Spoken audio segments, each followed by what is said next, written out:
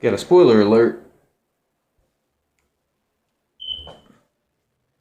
Just picked up 2 more mopeds.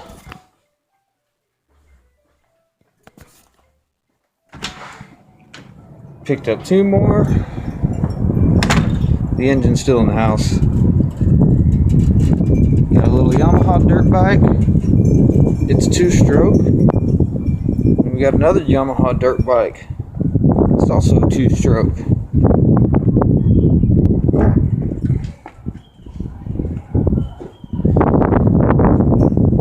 Because unfortunately I have bad trading problems.